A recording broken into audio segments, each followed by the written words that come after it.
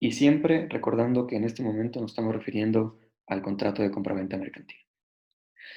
¿Qué hay de nuevo en el Código de Comercio? ¿Qué hay de bueno y qué hay de malo? Hay mucho de nuevo. Hay, por ejemplo, reglas más detalladas que se refieren a la formación del contrato. Hay, por ejemplo, esta disposición que es el artículo 221, que pretende ser algo que regule la denominada culpa in contraendo, la responsabilidad precontractual, que como ustedes conocen es algo que a nivel local se había tratado simplemente a nivel doctrinario y jurisprudencial.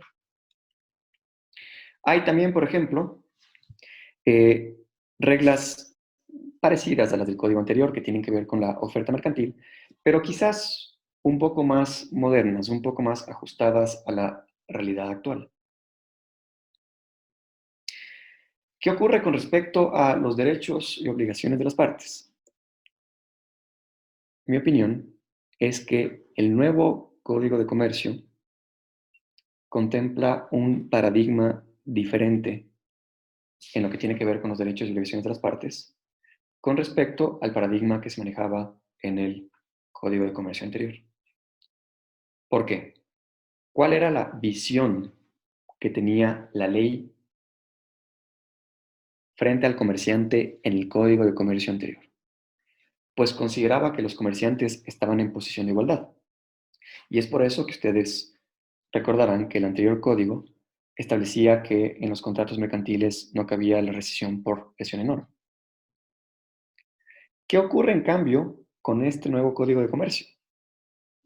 Que toma una postura paternalista asombrosa.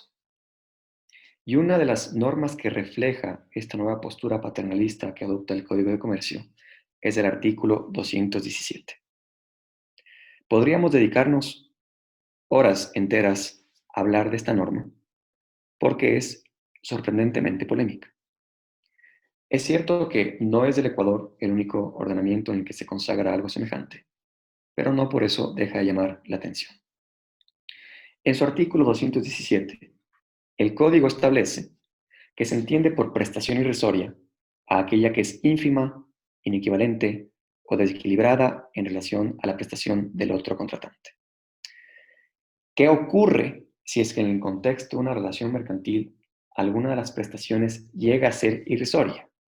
Pues bueno, esa es una muy buena pregunta porque la respuesta no es clara.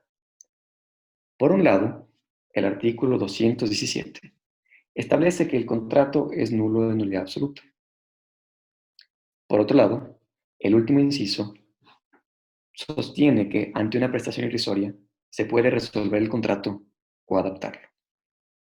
Más allá entonces de todos los problemas que pueda presentar desde un punto de vista de técnica legislativa esta norma, sí llama la atención, porque lo que nos dice es posible que un comerciante se encuentre en una posición de desventaja frente a otro y en consecuencia hay que protegerlo. Ya no es entonces el paradigma de igualdad en el que prima la libertad de configuración interna y el pacta sunt servanda, sino que ahora encontramos esta incómoda prestación irrisoria que puede presentar problemas muy, pero muy grandes en la práctica. La forma en la que se regula la compraventa mercantil es distinta a cómo constaba en el código anterior. Les voy a explicar que esta normativa está inspirada de manera considerable en la Convención de Naciones Unidas sobre la compraventa de mercaderías.